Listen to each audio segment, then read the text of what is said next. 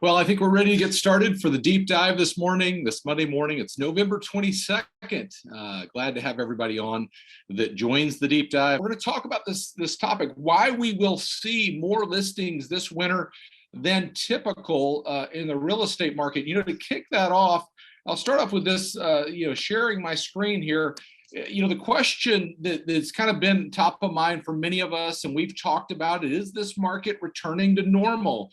An article came out in the Wall Street Journal this past week. Will real estate ever be normal again? That's probably a better question to be asking right about now is, will real estate return to normal?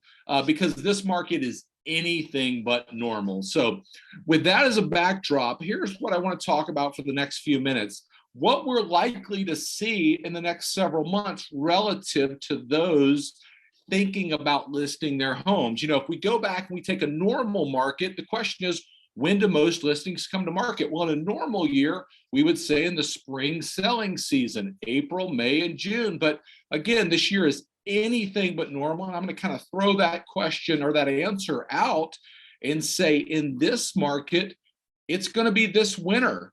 It's going to be those that have thought about selling, that say now is the time. We know when we look at reports and we look at surveys, that those that think now is a good time to sell is at an all-time high.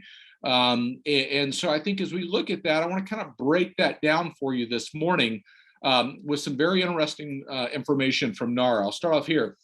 Home sellers have historically moved when something in their lives changed, a new baby, a marriage, divorce, or a new job. But the pandemic has impacted everyone. And for many, this became an impetus to sell and make a housing trade. So traditionally, life events drive our business. But okay, here comes the pandemic in the last year. And many people said, you know what, our dream is to live in a condo downtown. The pandemic comes and they said, our dream is not to live in that condo. Our dream is to put a little bit more space between us and someone else. And we know they made those decisions. Now, a lot of folks made a lot of decisions over the last year relative to housing for a lot of different reasons, but it's safe to say the pandemic drove a lot of that. It's safe to say the pandemic drove those decisions other than life events that happened to them. Let's continue on with this. In that same report, it says the pandemic likely spurred occupants to shorten their home stay as tenure in the home decreased to 8 years from 10 years, according to the report. This is the largest single change in home tenure since NAR began collecting such data. Now, I'm going to show you what that looks like visually, but many of us grew up in the business saying, or learning everybody moves, or people move every 5 years, every 6 years, sort of in that range. And if we look at that, 1985 to 2008, folks stayed in their homes an average of 6 years. Well, post 2008, tenure started to climb, the average being 9.2 years. You see some years, 10 years, the average stay in a home. There are a lot of different reasons for that. But now, what do we see the most recent information? The average tenure dropping down to 8 years. Very, very interesting. Couple of things here. I'm not suggesting that 1 year makes a trend by any stretch of the imagination. But I am saying that there are people that made a decision over the last, 10 years or so not to move that are thinking differently now. It's safe to say there's pent up seller demand inside of that. And there were a lot of reasons post housing crisis that people couldn't sell. They didn't have the equity. They didn't have the means to be able to move. And now they do. We know price appreciation has driven that for so many people. And one of the big questions as we see people, we talk to people is, do you know how much your home is worth given appreciation over the last couple of years? Now, if we start to look at this, and again, we say, okay, the pandemic comes along, home changes for people. Oh, by the way, people haven't moved in the last 10 years. Then that starts to set up this scenario where a lot of people are starting to think, you know what, maybe now is the right time, given the scenario, given the fact that we didn't do it over the last 10 years. Go back to George Ratu, the managing economic researcher at Realtor.com.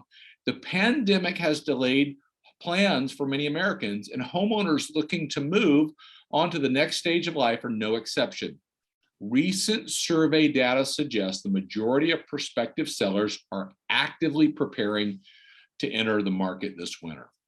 Very, very interesting. According to Realtor.com, all the research they're doing there says those that are thinking about selling are saying, I want to get into the market this winter. Now, we know over the last several years in a normal market, sellers have entered the market getting ready earlier and earlier for that spring season.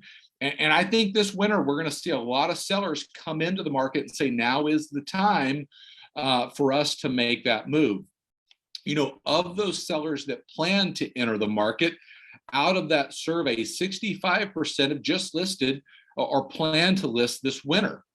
93% have taken steps towards listing their home, including working with an agent. And 36% have researched the value of their home or others in the neighborhood, as well as starting to make repairs or decluttering. So folks getting ready to sell their home.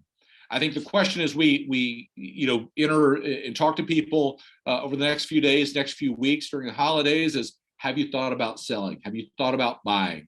Do you know how much your home is worth? Being able to engage and give people this information.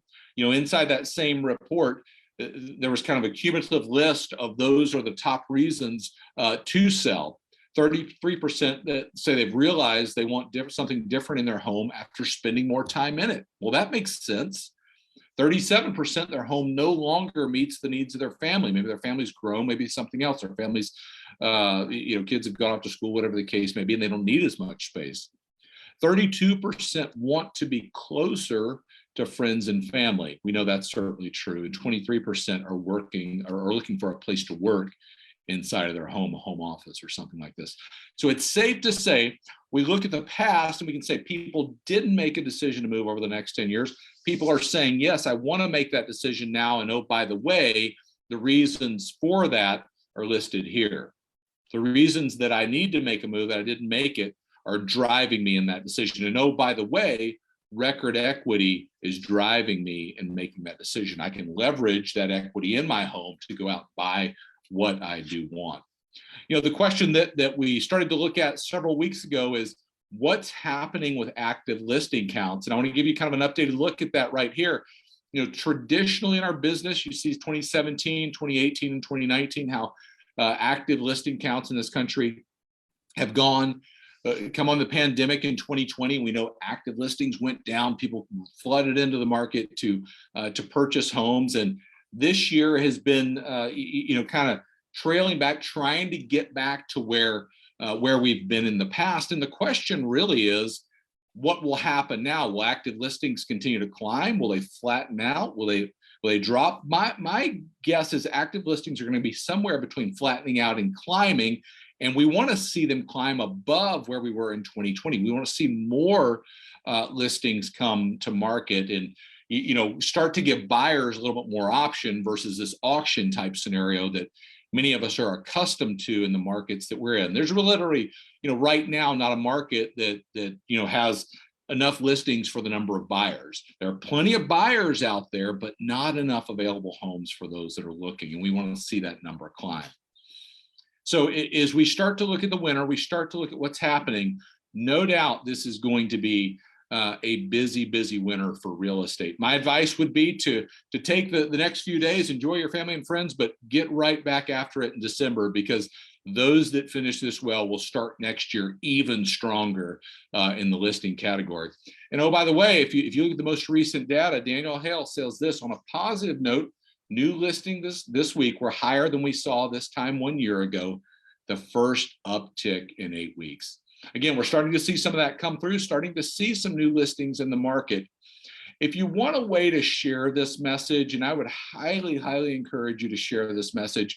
We wrote a blog on it last week. Home sales are about to surge. We may see a winter like we've never seen before. I would get that message out there. And bottom line is, this real estate market is anything but normal. We're seeing more and more people say we want to sell. We're seeing more and more people say we want to buy. And I think that is going to continue as we go through the next several months. So I'm going to pause here for a second. Jessica, any questions that we have that folks are asking right now? No questions at all, just quite a few happy Thanksgiving. All right. Well, if you ever do have questions, you can always reach out to us. We are here to give you the confidence, but also give you the information you need to be the most educated agent in your market. So, know from all of us, keeping current matters. We're extremely grateful for you. Hope you have a happy Thanksgiving, great holiday week, and we'll see you back next week. Take care.